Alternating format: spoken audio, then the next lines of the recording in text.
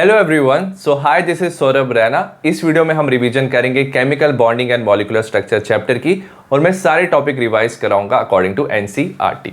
सबसे पहले chemical bond क्या होता है? The attractive forces which held various constituents atoms और ions together in a chemical species. तो एक केमिकल स्पीशीज में क्या हो सकता है? एटम्स या आयंस होते हैं, तो जो अट्रैक्टिव फोर्सेज उनको साथ में रखती हैं उसे हम बोलते हैं केमिकल बॉन्ड। सबसे पहले हम बात करेंगे Kossel Lewis approach to chemical bonding. Kossel Lewis ने क्या देखा? जो इनर्ट गैसेस होती हैं उन्हें हम नोबल गैस भी कहते हैं, उनके वैलेंस इलेक्ट्रॉन्स कितने होते हैं? 8 होते हैं एक्सेप्ट हीलियम। काफ़ी ज़्यादा वो स्टेबल होते हैं। तो उन्होंने क्या बोला, जितने भी एटम्स हैं वो चाहते हैं कि उनके वैलेंस इलेक्ट्रॉन्स 8 हो जाए, मतलब स्टेबल ऑक्टेट आ जाए। तो वो कैसे अचीव करते हैं? When they are linked by chemical bond. तो केमिकल बॉन्ड फॉर्म करने से उसके वैलेंस 8 इलेक्ट्रॉन्स आ जाते हैं और दे अचीव स्टेबल ऑक्टेट। अब जो ऑक्टेट है वो अचीव कौन करता है? By outermost shell electrons, और इस इलेक्ट्रॉन्स को हम क्या बोलते हैं? वैलेंस इलेक्ट्रॉन्स कहते हैं। लुईस सिंबल की बात करेंगे। लुईस सिंबल में हम सिर्फ बात करेंगे वैलेंस इलेक्ट्रॉन्स की, क्योंकि वैलेंस इलेक्ट्रॉन्स ही बॉन्ड फॉर्मेशन में पार्टिसिपेट करते हैं, तो सिर्फ हम वैलेंस इलेक्ट्रॉन शो करेंगे। अगर हम लिथियम की बात करें, इलेक्ट्रॉनिक कन्फिगरेशन होती है 2 1, तो हम इसका सिर्फ एक इलेक्ट्रॉन शो करेंगे। सिमिलरली बेरिलियम के 2 इलेक्ट्रॉन, बोरॉन के 3, कार्बन के 4, नाइट्रोजन के 5, ऑक्सीजन के 6, फ्लोरीन के 7। क्योंकि नियॉन एक नोबल गैस है, इसके हम 8 वैलेंस इलेक्ट्रॉन शो करेंगे। तो ये था हमारा लुईस सिंबल। नेक्स्ट हम बात करेंगे कि 2 तरह के बॉन्ड्स होते हैं। सबसे पहले आयनिक और इलेक्ट्रोवैलेंट बॉन्ड। इसमें क्या होता है? ट्रांसफर ऑफ इलेक्ट्रॉन्स होता है, और इसमें क्या होता है? पॉजिटिव और नेगेटिव आयन के बीच में इलेक्ट्रोस्टैटिक अट्रैक्शन होती है। पॉजिटिव आयन को कैटायन कहते हैं, नेगेटिव आयन को हम एनायन कहते हैं। जैसे NaCl है, सोडियम के वैलेंस इलेक्ट्रॉन 1 है, क्लोरीन का क्या है? वैलेंस इलेक्ट्रॉन 7 है। तो सोडियम क्या करता है? क्लोरीन को एक इलेक्ट्रॉन ट्रांसफर करता है। सोडियम पे पॉजिटिव चार्ज आ जाता है तो ये कैटायन बन जाता है, क्लोरीन पे नेगेटिव चार्ज तो ये एनायन बन जाता है। दोनों के ऑक्टेट क्या होते हैं? कंप्लीट हो जाते हैं। वैलेंस शेल में 8 इलेक्ट्रॉन्स है। दोनों के बीच में फोर्स ऑफ अट्रैक्शन को हम आयनिक और इलेक्ट्रोवैलेंट बॉन्ड कहते हैं। नेक्स्ट हम बात करेंगे कोवैलेंट बॉन्ड की। ये कैसे बनते हैं? By sharing of electron pair between the atoms. तो इलेक्ट्रॉन पेयर क्या होते हैं? शेयर होते हैं। अगर एक इलेक्ट्रॉन पेयर शेयर होता है तो वो single bond, 2 electron pair share हो तो डबल बॉन्ड, और 3 इलेक्ट्रॉन पेयर शेयर होते हैं तो ट्रिपल बॉन्ड। हाइड्रोजन में बात करेंगे तो एक इलेक्ट्रॉन पेयर क्या होता है? शेयर होता है, सिंगल बॉन्ड है। ऑक्सीजन में 2 इलेक्ट्रॉन पेयर शेयर होते हैं, डबल बॉन्ड। नाइट्रोजन में 3 इलेक्ट्रॉन पेयर शेयर होते हैं, ट्रिपल बॉन्ड। वाटर की बात करेंगे तो ऑक्सीजन क्या करता है? एक इलेक्ट्रॉन पेयर यहाँ शेयर होता है, यहाँ पे, तो दोनों तरफ क्या है? सिंगल बॉन्ड प्रेजेंट है। नेक्स्ट हम बात करेंगे Lewis representation of simple molecule. Following step से हम रिप्रेजेंटेशन कर सकते हैं। सबसे पहले जितने भी वैलेंस इलेक्ट्रॉन्स है ना सारे एटम्स के, हम वो ऐड करेंगे। एनायन के केस में नेगेटिव चार्ज है, जितना नेगेटिव चार्ज है उतने इलेक्ट्रॉन हम ऐड करेंगे। कैटायन में पॉजिटिव चार्ज होता है, जितना पॉजिटिव चार्ज है उतने इलेक्ट्रॉन हम रिमूव करेंगे। जो लीस्ट इलेक्ट्रोनेगेटिव एटम है उसे सेंटर में रखेंगे, मोर इलेक्ट्रोनेगेटिव से उसे हम सराउंड करेंगे। सबसे पहले इलेक्ट्रोनेगेटिव एटम की वैलेंसी फिल करेंगे, उसके बाद सारे एटम्स की हम वैलेंसी फिल करेंगे अकॉर्डिंग टू ऑक्टेट रूल। हमारे पास है CO3 2 नेगेटिव। सबसे पहले वैलेंस इलेक्ट्रॉन्स काउंट करेंगे। कार्बन के कितने होते हैं? 4, ऑक्सीजन के 6 × 3, माइनस चार्ज है तो हम 2 इलेक्ट्रॉन ऐड करेंगे, तो टोटल हो जाएंगे 24 इलेक्ट्रॉन्स। सबसे पहले हम क्या करेंगे? लीस्ट इलेक्ट्रोनेगेटिव एटम को सेंटर में रखेंगे। कार्बन लीस्ट इलेक्ट्रोनेगेटिव है तो सेंटर में मोर इलेक्ट्रोनेगेटिव एटम ऑक्सीजन है, तो इससे सराउंड कर देंगे। 2 नेगेटिव चार्ज है तो ब्रैकेट में 2 नेगेटिव लिख देंगे। नेक्स्ट हमारे पास ओवरऑल 24 इलेक्ट्रॉन्स है। जो ज़्यादा इलेक्ट्रोनेगेटिव है उसकी वैलेंसी हम पहले फिल करेंगे, मतलब उसे हम 8 इलेक्ट्रॉन्स देंगे। ऑक्सीजन को 8 दे देंगे, इस ऑक्सीजन को 8, इस ऑक्सीजन को 8। हमारे 24 इलेक्ट्रॉन्स क्या हो गए? खत्म हो गए। ठीक है, ऑक्सीजन की तो वैलेंसी फिल हो गई, बट कार्बन को सिर्फ 6 इलेक्ट्रॉन्स मिले हैं, तो ये चाहता है इसको 2 और इलेक्ट्रॉन मिले। तो क्या कर सकते हैं आप? 2 इलेक्ट्रॉन किसी भी ऑक्सीजन से यहाँ पे शिफ्ट कर सकते हो। किसी भी ऑक्सीजन से शिफ्ट करते हो, हमने इस ऑक्सीजन से ये इलेक्ट्रॉन शिफ्ट किए। एज ए रिजल्ट कार्बन की भी वैलेंसी क्या हो गई? सेटिस्फाई हो गई, इसको 8 इलेक्ट्रॉन्स मिल गए। ठीक है, अब याद रखना यहाँ पे 2 इलेक्ट्रॉन पेयर शेयर हो रहे हैं, यहाँ पे 1 इलेक्ट्रॉन पेयर शेयर हो रहा है, ये 1 इलेक्ट्रॉन पेयर। तो ये क्या होते हैं? बॉन्ड होते हैं। तो यहाँ पे डबल बॉन्ड, सिंगल बॉन्ड पे भी सिंगल बॉन्ड। और जो बाकी इलेक्ट्रॉन जो बॉन्ड फॉर्मेशन में पार्टिसिपेट नहीं कर रहे, वो लोन पेयर ऑफ इलेक्ट्रॉन्स है, उसे हम डॉट से रिप्रेजेंट करते हैं। ओवरऑल ब्रैकेट में 2 नेगेटिव चार्ज होगा। नेक्स्ट हम बाकी लुईस स्ट्रक्चर्स की बात करेंगे। सबसे पहले कार्बन मोनोऑक्साइड। कार्बन के 4 वैलेंस इलेक्ट्रॉन है, ऑक्सीजन के 6, टोटल 10 इलेक्ट्रॉन्स। कार्बन ऑक्सीजन को लिखेंगे। सबसे पहले ऑक्सीजन ज़्यादा इलेक्ट्रोनेगेटिव है, इसको 8 इलेक्ट्रॉन देंगे। 8 इलेक्ट्रॉन दे दिए, उसके बाद भी 2 इलेक्ट्रॉन बच के तो वो कार्बन को दे देंगे। ऑक्सीजन का तो ऑक्टेट कंप्लीट हो गया, बट कार्बन के पास सिर्फ 4 इलेक्ट्रॉन है। तो ऑक्सीजन क्या करेगा, एक इलेक्ट्रॉन पेयर यहाँ से ट्रांसफर करेगा, एक इलेक्ट्रॉन पेयर यहाँ से ट्रांसफर करेगा, टोटल यहाँ के सेंटर में हो जाएंगे 3 इलेक्ट्रॉन पेयर। तो यहाँ पे आ जाता है हमारा ट्रिपल बॉन्ड और ये है हमारे loan pair of electrons. Next NO2 negative, nitrogen में 5 वैलेंस इलेक्ट्रॉन्स है, ऑक्सीजन में 6 × 2 + 1 टोटल 18 इलेक्ट्रॉन्स। नाइट्रोजन सेंटर में लिखेंगे, ऑक्सीजन हम साइड पे ब्रैकेट में -1 चार्ज, ठीक है, माइनस चार्ज है। ऑक्सीजन को आपने 8 इलेक्ट्रॉन दे दिया, ऑक्सीजन को 8, 2 इलेक्ट्रॉन तब भी बच गए, तो आप 2 इलेक्ट्रॉन नाइट्रोजन को दे दोगे। अब आप नाइट्रोजन को देखोगे तो यहाँ पे सिर्फ 6 इलेक्ट्रॉन्स है, तो किसी भी एक ऑक्सीजन से इलेक्ट्रॉन पेयर यहाँ पे शिफ्ट हो जाएगा, यहाँ पे डबल बॉन्ड आ जाएगा, यहाँ पे सिंगल बॉन्ड आ जाएगा और बाकी लोन पेयर ऑफ इलेक्ट्रॉन्स आप लिखते हो। तो ये था हमारा लुईस स्ट्रक्चर। नेक्स्ट हम बात करेंगे फॉर्मल चार्ज की। हमें कोई भी मॉलिक्यूल दिया तो उसके हर एक एटम का हम फॉर्मल चार्ज बता सकते हैं। That is equal to total number of valence electron in free atom minus total number of non bonding मतलब lone pair of electron minus half of total number of bonding electron और shared electron. सबसे पहले हमें ozone दिया हुआ है, ozone के हर एक ऑक्सीजन का हम फॉर्मल चार्ज बताएंगे। सबसे पहला ऑक्सीजन, इसके वैलेंस इलेक्ट्रॉन्स कितने होते हैं, फ्री एटम ऑफ ऑक्सीजन के 6 माइनस लोन पेयर है इसके 2, कितने बॉन्ड बना रहा है, माइनस हाफ ऑफ 3 बॉन्ड बना रहा है, तो बॉन्डिंग इलेक्ट्रॉन्स हो जाएंगे हमारे 6, तो 6 - 2 - 3 + 1। सिमिलरली अगर इस ऑक्सीजन की बात करेंगे, इसमें वैलेंस इलेक्ट्रॉन 6 है, लोन पेयर 4 है, 2 बॉन्ड बना रहा है, 2 बॉन्ड में 4 इलेक्ट्रॉन होंगे बॉन्डिंग, तो हो जाएगा हाफ × 4, सो 6 - 4 - 2 = 0। सिमिलरली थर्ड लेंगे, वैलेंस इलेक्ट्रॉन्स कितने हैं, इसमें 6 है, लोन पेयर भी -6 माइनस हाफ ऑफ एक बॉन्ड बना रहा है, तो बॉन्डिंग इलेक्ट्रॉन्स 2 हो जाएगा, तो इसका ओवरऑल फॉर्मल चार्ज हो जाएगा -1। नेक्स्ट हम बात करेंगे लिमिटेशन ऑफ ऑक्टेट रूल। सबसे पहले incomplete octet of central atom. कुछ ऐसे मॉलिक्यूल भी प्रेजेंट है जैसे BeH2, इसके आउटर मोस्ट इलेक्ट्रॉन 4 है, BF3AlCl3 में आउटर मोस्ट इलेक्ट्रॉन 6 हैं, तो इसमें 8 से कम इलेक्ट्रॉन प्रेजेंट है, बट स्टिल ये नेचर में एग्जिस्ट करते हैं।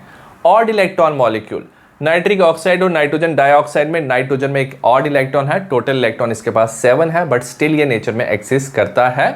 द एक्सपेंडेड ऑक्टेट मतलब जो सेंट्रल एटम है उसमें 8 से ज्यादा इलेक्ट्रॉन भी प्रेजेंट हो सकते हैं, जैसे PF5, इसमें सेंट्रल एटम के पास टोटल 5 बॉन्ड है, 10 इलेक्ट्रॉन्स, SF6 में 6 बॉन्ड्स हैं, 12 इलेक्ट्रॉन्स, H2SO4 में सल्फर के पास 6 बॉन्ड है, 12 इलेक्ट्रॉन्स, तो ये एक्सप्लेन नहीं कर पाया। Next, noble gases also combine with oxygen and fluorine. Noble gases हमें पता था स्टेबल है, बट स्टिल वो कंबाइन कर रही है ऑक्सीजन फ्लोरीन के साथ, XeF2 XeF4 या KrF2 बना सकती है, and he does not explain the stability of the molecule. Next हम बात करेंगे आयनिक और इलेक्ट्रोवैलेंट बॉन्ड की। हमें पता है जो मेटल है वो इलेक्ट्रॉन लूज करके क्या करते हैं, अपना ऑक्टेट कंप्लीट करते हैं, और energy required to remove electron होता है ionization energy. Versus non metals क्या होता है, इलेक्ट्रॉन गेन करते हैं ताकि उनका ऑक्टेट कंप्लीट हो जाए, उनका नेगेटिव चार्ज आता है और वो एनर्जी रिलीज करते हैं, उसे बोलते हैं electron gain enthalpy. Ionic bond बनाने के लिए हमें चाहिए आयनाइजेशन एंथैल्पी कम और इलेक्ट्रॉन गेन एंथैल्पी ज्यादा। बट एक और फैक्टर है जिसपे याद रखना आयनिक बॉन्ड डिपेंड करता है, वो है लैटिस एंथैल्पी।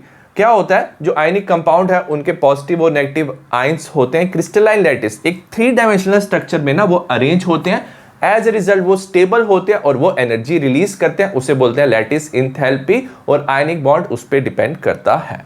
तो लैटिस एंथैल्पी क्या होता है, the energy required to completely separate 1 mole of solid ionic compound into gaseous constituent ions. Solid ionic compound है NaCl सॉलिड, तो गैसियस आयंस में उसे हम सेपरेट करते हैं Na+ gas, Cl negative gas, और एनर्जी रिक्वायर्ड होता है 788 किलो जूल्स पर मोल। नेक्स्ट हम बात करेंगे बॉन्ड पैरामीटर की। सबसे पहला है bond length. It is the equilibrium distance between nuclei of 2 bonded atom in A molecule. तो 2 बॉन्डेड एटम है, इनके न्यूक्लियस का टोटल डिस्टेंस को हम बॉन्ड लेंथ कहेंगे। कोवेलेंट रेडियस क्या होता है, it is radius of atoms core. Atom core क्या होता है, atom without its valence shell को एटम कोर कहते हैं, which is in contact with the core of adjacent atom in bonded situation. तो 2 एटम के कोर आपस में कॉन्टैक्ट में है, तो इसका रेडियस RA हो जाएगा हमारा कोवेलेंट रेडियस।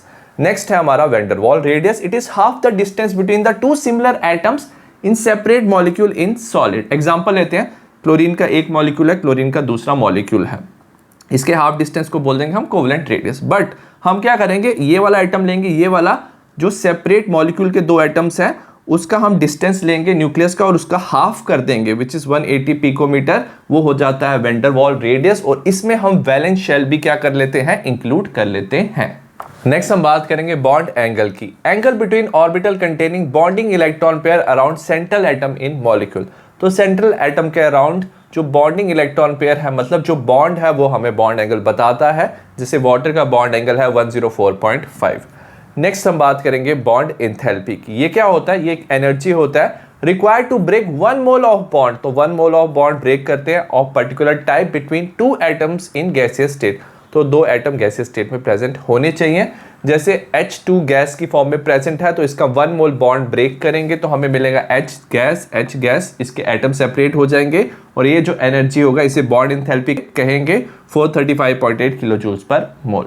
नेक्स्ट हम बात करेंगे पॉली एटॉमिक मॉलिक्यूल में एक से ज्यादा बॉन्ड प्रेजेंट होते हैं। जैसे वाटर में 2 OH बॉन्ड होते हैं, तो पहला हम OH बॉन्ड ब्रेक करेंगे, हमें H और OH मिल जाएगा। एनर्जी रिक्वायर्ड होगा 502 किलो जूल्स पर मोल। फिर हम फिर से एक OH बॉन्ड ब्रेक करेंगे, HO हमें मिल जाएगा 427 किलो जूल्स पर मोल। तो इस केस में हम क्या कर सकते हैं? हम फाइंड कर सकते हैं मीन और एवरेज बॉन्ड एंथैल्पी। दोनों एंथैल्पी को ऐड करके 2 से डिवाइड कर देंगे, हमें मिलेगा 464.5 किलो जूल्स पर मोल। नेक्स्ट हम बात करेंगे बॉन्ड ऑर्डर की। बॉन्ड ऑर्डर होता है number of bond between 2 atoms in A molecule. तो 2 एटम के बीच में नंबर ऑफ बॉन्ड्स को बॉन्ड ऑर्डर कहते हैं। हाइड्रोजन में 1 बॉन्ड होता है उसके मॉलिक्यूल में, तो बॉन्ड ऑर्डर 1। ऑक्सीजन में डबल बॉन्ड होता है, बॉन्ड ऑर्डर 2। नाइट्रोजन में ट्रिपल बॉन्ड होता है, तो बॉन्ड ऑर्डर 3। अगर हमारे पास आइसो इलेक्ट्रॉनिक स्पीशीज है, मतलब जिनके total number of electron same है, जैसे N2CO NO पॉजिटिव, तो इनका बॉन्ड ऑर्डर भी सेम होता है। और बॉन्ड ऑर्डर डायरेक्टली प्रोपोर्शनल होता है बॉन्ड स्ट्रेंथ। तो जिसका बॉन्ड ऑर्डर ज्यादा है उसकी बॉन्ड स्ट्रेंथ ज्यादा होती है और इनवर्सली प्रोपोर्शनल होता है ये बॉन्ड लेंथ के। नेक्स्ट हम बात करेंगे रेजोनेंस की। Sometimes it is not possible to explain property of a compound with the help of just one structure. कभी कभी क्या होता है, एक स्ट्रक्चर सारी प्रॉपर्टीज एक्सप्लेन नहीं कर पाता। जैसे ओजोन है, ओजोन के हमारे 2 स्ट्रक्चर बनते हैं, या ऑक्सीजन ऑक्सीजन का सिंगल बॉन्ड, यहाँ ऑक्सीजन ऑक्सीजन का डबल बॉन्ड, यहाँ पे डबल बॉन्ड सिंगल बॉन्ड, तो 2 स्ट्रक्चर बनते हैं। तो it characteristic properties can be describe by 2 और मोर स्ट्रक्चर। तो इन्हें हम क्या बोलते हैं? रेजोनेंस स्ट्रक्चर कहते हैं या कैनोनिकल स्ट्रक्चर कहते हैं। बट इंपॉर्टेंट चीज क्या है, ये हाइपोथेटिकल स्ट्रक्चर होते हैं, ये एक्चुअल स्ट्रक्चर नहीं होता। जो एक्चुअल स्ट्रक्चर हम बनाते हैं वो होता है हमारा रेजोनेंस हाइब्रिड। जब हम इसकी बॉन्ड लेंथ मेजर करते हैं एक्चुअल स्ट्रक्चर की, हमें क्या मिलता है? दोनों तरफ जो बॉन्ड लेंथ है वो सेम है, मतलब ये जो हमारे इलेक्ट्रॉन्स थे डबल बॉन्ड के इलेक्ट्रॉन्स वो इक्वली क्या है, दोनों तरफ प्रेजेंट है, ये मूव कर रहे हैं, तो इसे रेजोनेंस हाइब्रिड कहते हैं।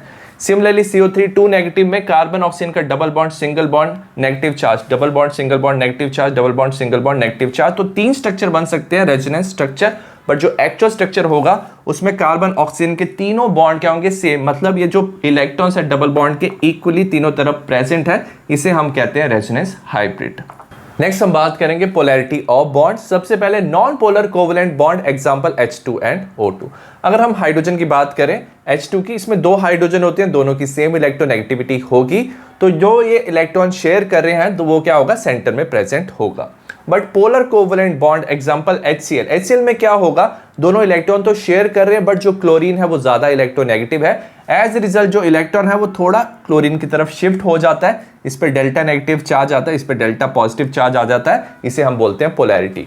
तो due to difference in electronegativity polarity in bond is observed और इसे हम मेजर करते हैं डाइपोल मोमेंट से।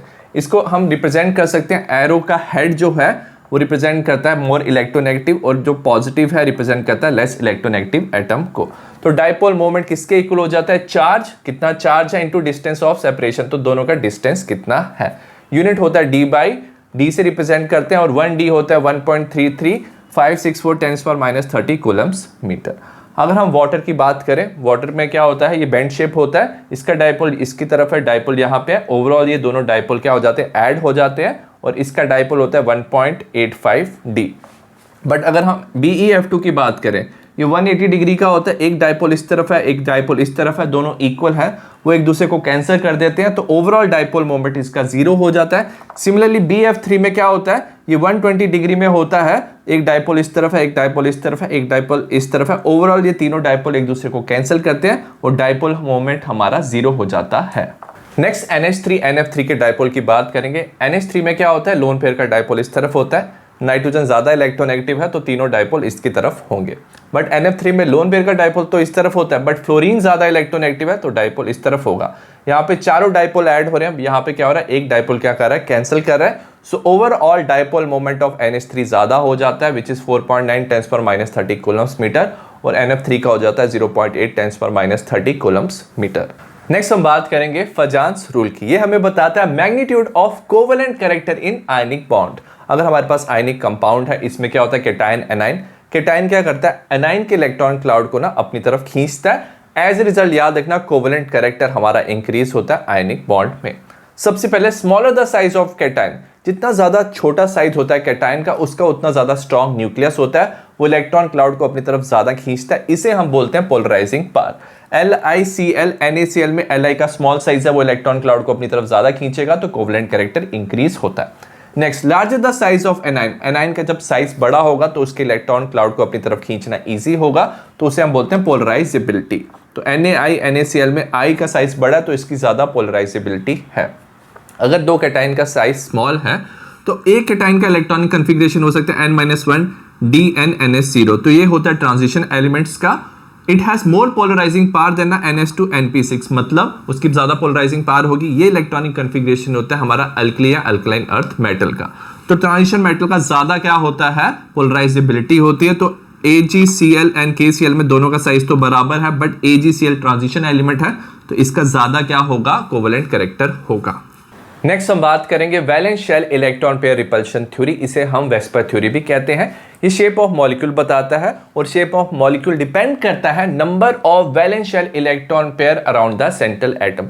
एक मॉलिक्यूल का सेंट्रल एटम होता है, उस सेंट्रल एटम के अराउंड कितने वैलेंस शेल इलेक्ट्रॉन पेयर, मतलब कितने बॉन्डेड इलेक्ट्रॉन, कितने उसने बॉन्ड बनाए हैं, और नॉन बॉन्डेड इलेक्ट्रॉन पेयर मतलब कितने loan pair of electron present हैं।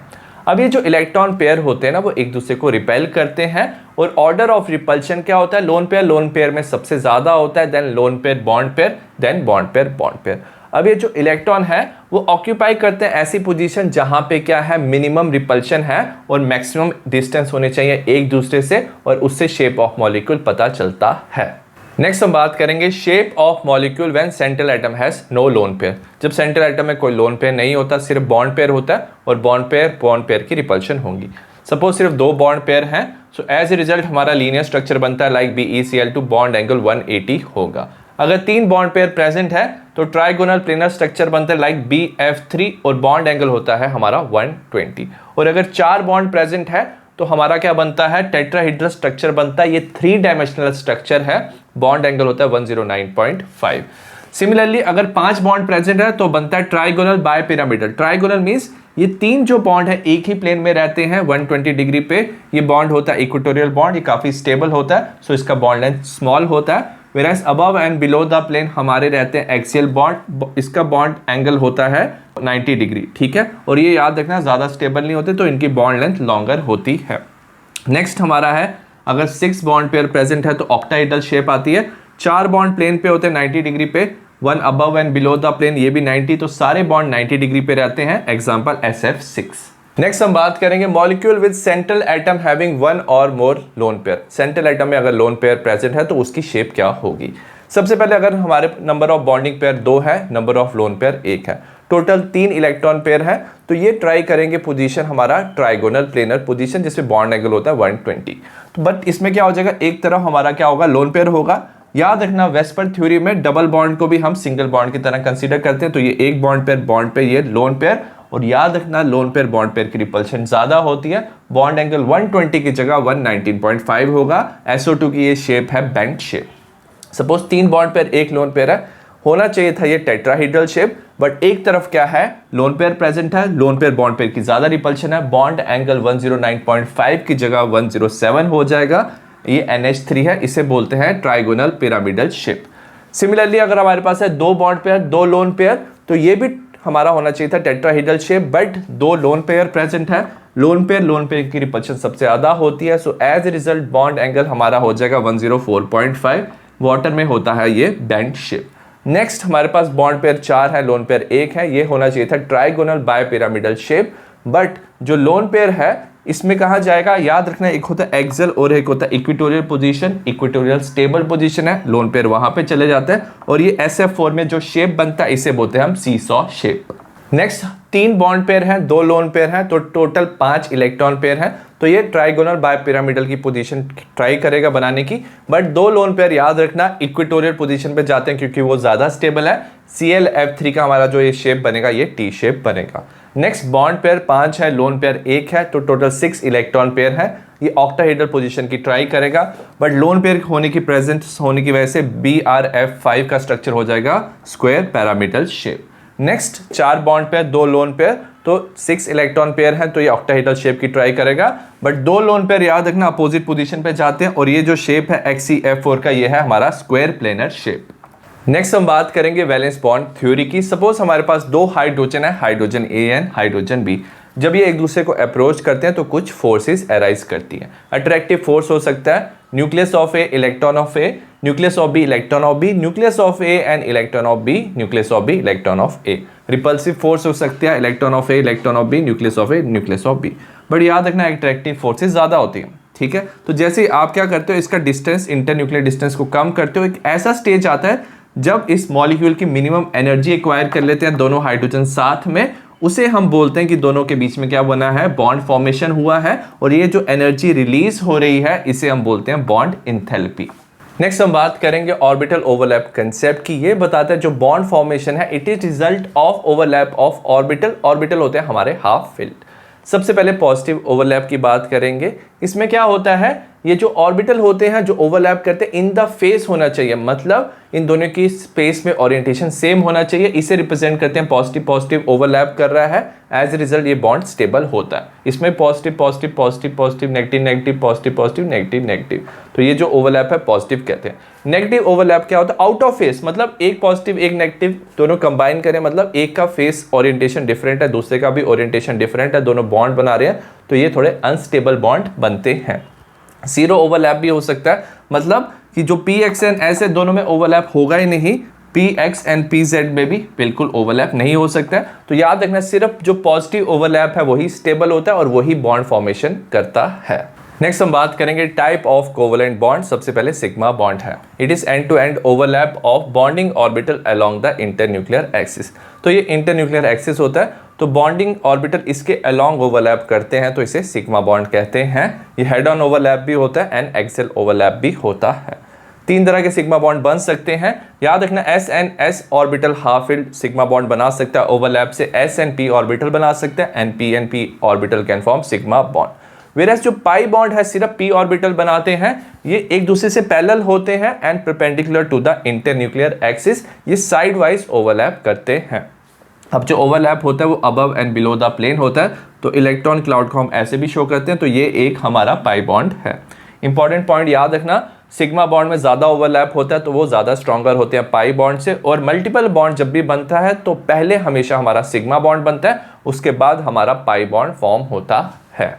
नेक्स्ट हम बात करेंगे हाइब्रिडाइजेशन की। The atomic orbital of similar energy in valence shell of atom. तो वैलेंस शेल के जो ऑर्बिटल है ना, वो एक दूसरे के साथ क्या होते हैं, मिक्स करके नया सेट ऑफ ऑर्बिटल्स बनाते हैं जो स्टेबल होते हैं, इसे हम बोलते हैं हाइब्रिड ऑर्बिटल। इसके सेलिएंट फीचर्स की बात करेंगे। जो नंबर ऑफ हाइब्रिड ऑर्बिटल बनते हैं that is equal to the number of atomic orbital combine. याद रखना जो भी हाइब्रिड ऑर्बिटल होते हैं इनकी equivalent energy and equivalent shape होती है।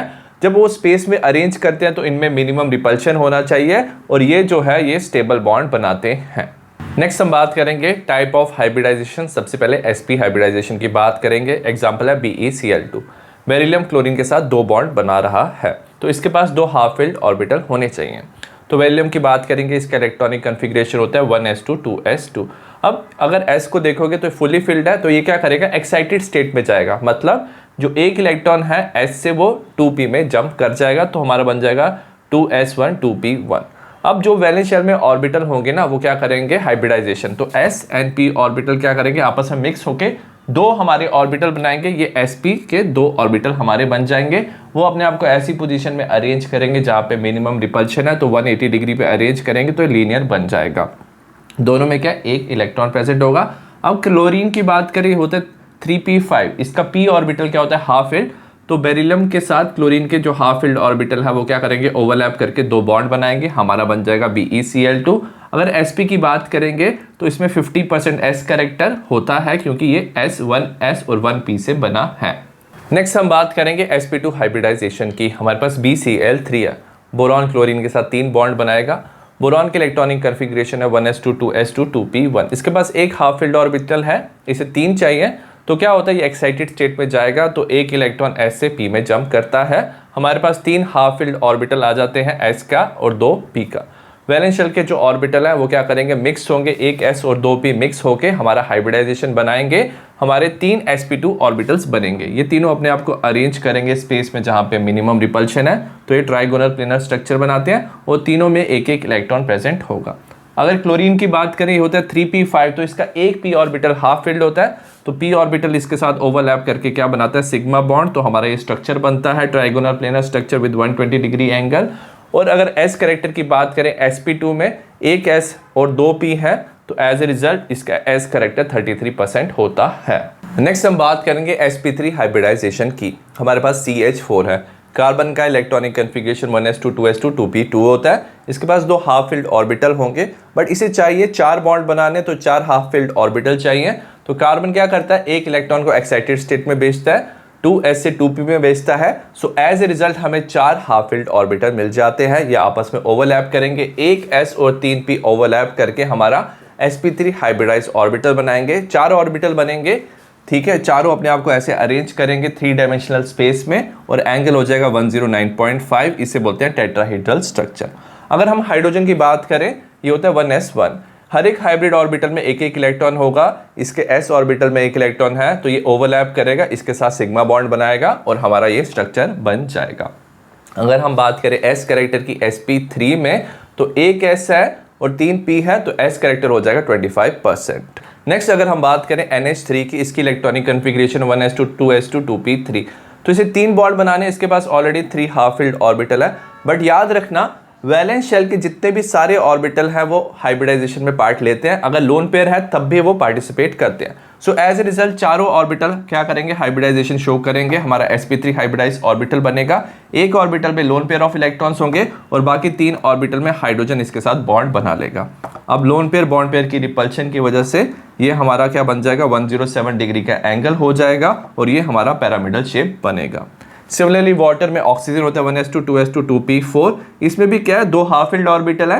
बट जब हाइब्रिडाइजेशन होती है तो जितने भी हमारे, याद रखना, वैलेंस शेल के सारे ऑर्बिटल क्या करते हैं, हाइब्रिडाइजेशन करते हैं। तो चारों ऑर्बिटल हाइब्रिडाइजेशन करेंगे, 2 में लोन पेयर हो जाएगा, 2 में क्या हो जाएगा, बॉन्डिंग हो जाएगी हाइड्रोजन से, ये क्या करेंगे, लोन पेयर रिपल्शन हो जाएगा। As a result bond angle हो जाएगा 104.5, ये होता है हमारा बेंट शेप।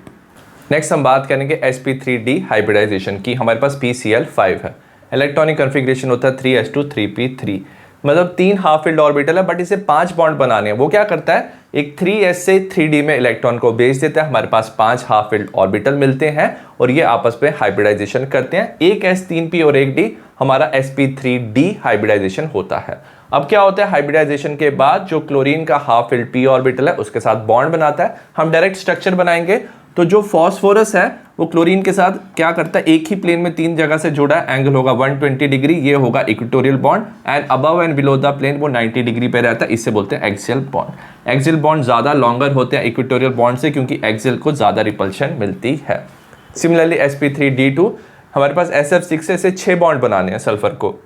अगर हम देखेंगे 3s2 3p4, 2 half filled orbital है, तो ये क्या करता है, एक्साइटेड स्टेट में एक p से और एक s से d में इलेक्ट्रॉन भेजता है, तो एक s 3p और 2d ऑर्बिटल हाइब्रिडाइजेशन करके बनाते हैं sp3d2, और फ्लोरीन का जो p हाफ फिल्ड ऑर्बिटल है इसके साथ बॉन्ड बनाएगा, डायरेक्ट स्ट्रक्चर बनाएंगे।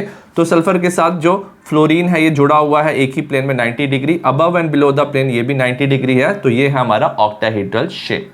नेक्स्ट हम बात करेंगे C2H4 की। कार्बन की इलेक्ट्रॉनिक कन्फिग्रेशन होती है 1s2 2s2 2p2, यहाँ पे 2 कार्बन है, कार्बन 4 बॉन्ड बनाता है, तो as a result excited state में जाएगा इलेक्ट्रॉन s से p में, हमारे पास 4 हाफ फिल्ड ऑर्बिटल मिलेंगे। नेक्स्ट इंपॉर्टेंट चीज क्या है, एक कार्बन दूसरे कार्बन के साथ बॉन्ड बना रहा है और 2 हाइड्रोजन के साथ, तो डायरेक्टली 3 बॉन्ड बना रहा है सिग्मा बॉन्ड। तो जितने सिग्मा बॉन्ड बनते हैं तो याद रखना उतने ही ऑर्बिटल हाइब्रिडाइजेशन करते हैं, सो सिर्फ 3 ऑर्बिटल हाइब्रिडाइजेशन करेंगे। सो sp2 हाइब्रिडाइजेशन होगी, ठीक है। सो यहाँ पे ट्राइगोनल प्लेनर स्ट्रक्चर बन गए। अब ये जो ट्राइगोनल प्लेनर स्ट्रक्चर है sp2 हाइब्रिडाइजेशन वाले, ये आपस में क्या बनाएंगे, सिग्मा बॉन्ड बनाएंगे, और साथ में हाइड्रोजन भी क्या करेगा, इनके साथ सिग्मा बॉन्ड बनाएगा, ठीक है। तो हर जगह सिग्मा बॉन्ड बन गया। उसके बाद क्या होता है, जो अनहाइब्रिडाइज p ऑर्बिटल है, सिग्मा बॉन्ड बनने के बाद ये जो p ऑर्बिटल हैं दोनों के, ये आपस में क्या बनाएंगे, पाई बॉन्ड बनाएंगे above and below the plane, तो हमारा यहाँ पे डबल बॉन्ड आ जाएगा। नेक्स्ट हम बात करेंगे मॉलिक्यूलर ऑर्बिटल थ्योरी। जब दो एटॉमिक ऑर्बिटल कंबाइन करते हैं proper symmetry and comparable energy का, तो ये बनाते हैं molecular orbitals in the molecule. अगर दो एटॉमिक ऑर्बिटल कंबाइन करते हैं तो हमारे दो मॉलिक्यूलर ऑर्बिटल्स बनेंगे। इनका नाम होता है बॉन्डिंग मॉलिक्यूलर ऑर्बिटल। ये ज़्यादा स्टेबल होता है तो इसकी लोअर एनर्जी होती है, versus anti bonding molecular orbital unstable होता है, इसकी हायर एनर्जी होती है। और जब आप मॉलिक्यूलर ऑर्बिटल्स में इलेक्ट्रॉन फिल करोगे तो आप aufbau principle, Pauli exclusion principle and Hund's rule follow करोगे। नेक्स्ट हम बात करेंगे linear combination of atomic orbital. Suppose हमारे पास हाइड्रोजन मॉलिक्यूल है, इसमें हाइड्रोजन के दो एटम हैं। इनके एटॉमिक ऑर्बिटल को हम वेव फंक्शन की फॉर्म में भी लिख सकते हैं, साई ए या साई बी। अब ये जो दो वेव फंक्शन है वो एक दूसरे को ऐड कर सकते हैं, मतलब उनका क्रस्ट और ट्रफ एक ही डायरेक्शन में है, तो उसे बोलते हैं कंस्ट्रक्टिव इंटरफेरेंस। और हमारा जो ऑर्बिटल बनता है वो है बॉन्डिंग मॉलिक्यूलर ऑर्बिटल, इसे हम सिग्मा से रिप्रेजेंट करते हैं। या ये वेव फंक्शन एक दूसरे को कैंसिल कर सकते हैं, इनका क्रेस्ट और ट्रफ डिफरेंट डायरेक्शन में है, तो इसे बोलते हैं डिस्ट्रक्टिव इंटरफेरेंस। और इससे हमारा बनता है anti bonding molecular orbital which is sigma star. Next क्या होता है, जो हमारे क्या है एटॉमिक ऑर्बिटल हैं वो कंबाइन करके दो मॉलिक्यूलर ऑर्बिटल बनाएंगे, bonding molecular and anti bonding molecular orbital. Hydrogen में क्या होता है, एक एक इलेक्ट्रॉन होता है, तो on the basis of increasing order of energy हमारा बॉन्डिंग मॉलिक्यूलर ऑर्बिटल में दो इलेक्ट्रॉन चले जाएंगे। बॉन्डिंग मॉलिक्यूलर ऑर्बिटल में कम एनर्जी इसलिए होती है क्योंकि जो न्यूक्लियस है ना दो, उनके बीच में इलेक्ट्रॉन प्रेजेंट होते हैं, तो न्यूक्लियस में रिपल्शन कम होता है। बट एंटी बॉन्डिंग में क्या होता है, जो न्यूक्लियस है उनके बीच में इलेक्ट्रॉन नहीं होते, इलेक्ट्रॉन कहीं दूर होते हैं, तो न्यूक्लियस में रिपल्शन होता है। As a result anti bonding unstable होता है और इसकी एनर्जी ज़्यादा होती है। नेक्स्ट हम बात करेंगे condition for combination of atomic orbital. जो एटॉमिक ऑर्बिटल कंबाइन करके मॉलिक्यूलर ऑर्बिटल बनाएंगे उनका सेम एनर्जी होना चाहिए, मतलब 1s should combine with 1s, 1s 2s के साथ कंबाइन नहीं कर सकता। They should have same symmetry, मतलब अगर आपके पास 2px है तो वो 2px के साथ कंबाइन कर सकता है, 2py के साथ नहीं कर सकता। सिमेट्री सेम होनी चाहिए and they should overlap to maximum extent. अब मॉलिक्यूलर ऑर्बिटल्स ना मेनली दो तरह के होते हैं, एक होता है सिग्मा, एक पाई। सिग्मा हमने ऑलरेडी पढ़ा, ये सिमेट्रिकल होता है, ये s and pz बनाता है। सपोज हमारे पास है 2pz, दो एटम्स हैं, दोनों के 2pz कंबाइन करेंगे तो हमारा बनेगा sigma 2pz, sigma star 2pz, ये होगा बॉन्डिंग एंटी बॉन्डिंग। पाई याद रखना ये क्या होता है, अनसिमेट्रिकल होता है और ये शो करता है px एंड py। ठीक है, सपोज 2py दो एटम्स के कंबाइन करते हैं तो हमारा बनाता है पाई 2py जो होता है bonding and pi star 2py which is anti bonding. Next हम बात करेंगे energy level diagram of oxygen and fluorine. हमें पता है एटॉमिक ऑर्बिटल कंबाइन करके मॉलिक्यूलर ऑर्बिटल बनाता है, जैसे 1s कंबाइन करके बनाता है sigma 1s, sigma star 1s, bonding anti bonding. 2s combine करके बनाता है sigma 2s, sigma star 2s। 2p की बात करेंगे, इसमें 2px, 2py, 2pz होता है। सबसे पहले 2pz दो कंबाइन करके बनाएंगे sigma 2pz, sigma star 2pz and 2px and 2py combine करके बनाएंगे पाई 2px, पाई 2py, pi star 2px, pi star 2py। ठीक है, और याद रखना ये जो हमारा ऑर्डर है इंक्रीजिंग ऑर्डर ऑफ एनर्जी है और ये है फॉर ऑक्सीजन एंड फ्लोरीन। जो सिग्मा है वो सिमेट्रिकल होता है और पाई क्या होता है हमारा अनसिमेट्रिकल होता है। नेक्स्ट हम ऑक्सीजन की बात करेंगे, इसका इलेक्ट्रॉनिक कॉन्फ़िगरेशन होता है 1s2 2s2 2p4। दो ऑक्सीजन है, टोटल इलेक्ट्रॉन्स हो जाएंगे 16। तो इसके मॉलिक्यूलर ऑर्बिटल में इलेक्ट्रॉन फिल करेंगे अकॉर्डिंग टू अबाउस प्रिंसिपल। 16 इलेक्ट्रॉन्स हैं, 1 2 3 4 5 6 7 8 9 10। इनकी इक्वल एनर्जी है 11 12 13 14 15 16।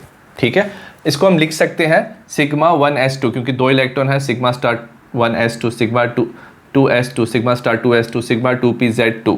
ठीक है, पाई 2px2, पाई 2py2 इक्वल है तो साथ में लिखेंगे, दोनों की इक्वल एनर्जी है। Pi star 2px1, pi star 2py1। इसका हमने इलेक्ट्रॉनिक कॉन्फ़िगरेशन लिख लिया। नेक्स्ट हम बॉन्ड ऑर्डर पता कर सकते हैं, half of bonding minus anti bonding. Bonding नीचे वाले होते हैं, एंटी बॉन्डिंग ऊपर वाले ऑर्बिटल्स होते हैं, इनके इलेक्ट्रॉन्स।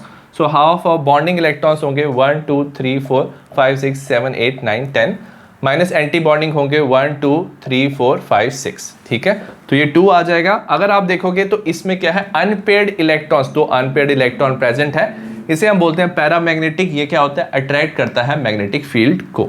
नेक्स्ट हम बात करेंगे फ्लोरीन की। फ्लोरीन में क्या होता है, ऑक्सीजन से एक ज़्यादा इलेक्ट्रॉन होता है, तो हमें एक इलेक्ट्रॉन यहाँ बना देंगे, एक इलेक्ट्रॉन यहाँ बना देंगे, दो एक्स्ट्रा इलेक्ट्रॉन हो गए, तो आप दो इलेक्ट्रॉन यहाँ पे फिल कर सकते हो। इसका इलेक्ट्रॉनिक कन्फिगरेशन सेम है ऑक्सीजन की जगह, बट यहाँ पे क्या आ जाएगा हमारा π*2px2 π*2py2।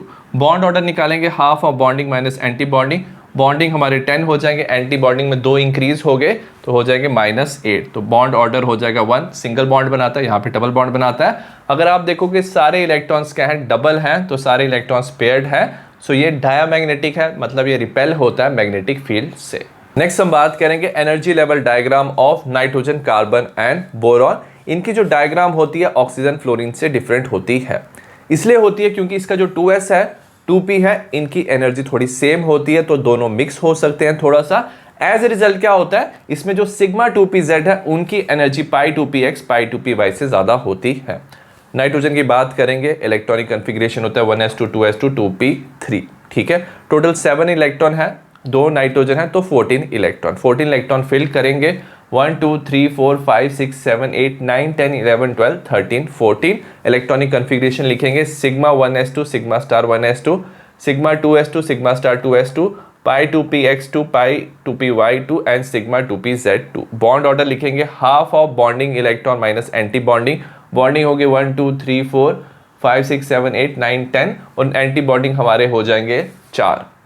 बॉन्ड ऑर्डर 3, तो नाइट्रोजन 3 बॉन्ड बनाता है खुद के साथ, और याद रखना सारे इलेक्ट्रॉन्स क्या हैं, पेयर्ड है, तो ये डायमैग्नेटिक होगा।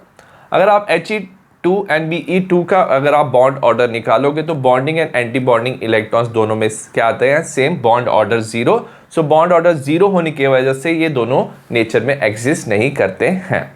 नेक्स्ट हम बात करेंगे हाइड्रोजन बॉन्डिंग की। It is defined as attractive force which bind hydrogen of one molecule. एक अट्रैक्टिव फोर्स है जो एक मॉलिक्यूल के हाइड्रोजन को बाइंड करता है with electronegative atom of another molecule, और इलेक्ट्रोनेगेटिव एटम होना चाहिए फ्लोरीन, ऑक्सीजन या नाइट्रोजन। जैसे हमारे पास एग्जांपल है, हमारे पास 2 मॉलिक्यूल है HF के, फ्लोरीन ज्यादा इलेक्ट्रोनेगेटिव होता है, तो इसमें delta negative delta positive delta negative delta positive. अब क्या होता है, 2 मॉलिक्यूल हमारे पास डिफरेंट है, इसका हाइड्रोजन और इसके फ्लोरीन के बीच में जो अट्रैक्शन बनती है इसे हम बोलते हैं हाइड्रोजन बॉन्ड। हमारा सिमिलर क्या हो सकता है, HF एंड वाटर में भी हो सकता है, फ्लोरीन और H के बीच में क्या है, अट्रैक्शन है, ठीक है। और याद रखना जो इलेक्ट्रोनेगेटिव एटम होने चाहिए वो ऑक्सीजन, फ्लोरीन या नाइट्रोजन में से होने चाहिए। इंटरमॉलिक्यूलर हाइड्रोजन बॉन्ड क्या होता है, जो हमने अभी शो किया था वो इंटरमॉलिक्यूलर था। It is bond between 2 different molecules of same और डिफरेंट कंपाउंड। सेम कंपाउंड या डिफरेंट कंपाउंड के बीच में जब हाइड्रोजन बॉन्ड बनता है इसे इंटरमॉलिक्यूलर हाइड्रोजन बॉन्ड कहते हैं, जैसे वाटर एंड HF। नेक्स्ट है intramolecular hydrogen bond. It is form between hydrogen atom and electronegative atom with in same molecule. तो एक मॉलिक्यूल खुद के साथ क्या बना रहा है, वो हाइड्रोजन बॉन्ड बना रहा है। जैसे हमारे पास क्या ऑर्थो, ये नाइट्रो ग्रुप है, ये हमारे पास OH है, ये ऑर्थो नाइट्रोफिनोल है। तो इसमें क्या होता है, NO का ऑक्सीजन और OH का हाइड्रोजन के बीच में हाइड्रोजन बॉन्ड बनता है, तो इसे हम इंट्रामॉलिक्यूलर हाइड्रोजन बॉन्ड कहते हैं। आई होप आपको केमिकल बॉन्डिंग चैप्टर समझ आया हो। सिमिलर टाइप ऑफ वीडियो मैंने बाकी चैप्टर्स के बनाए हैं, डिस्क्रिप्शन में आपको लिंक मिल जाएगा। So see you in the next video, bye.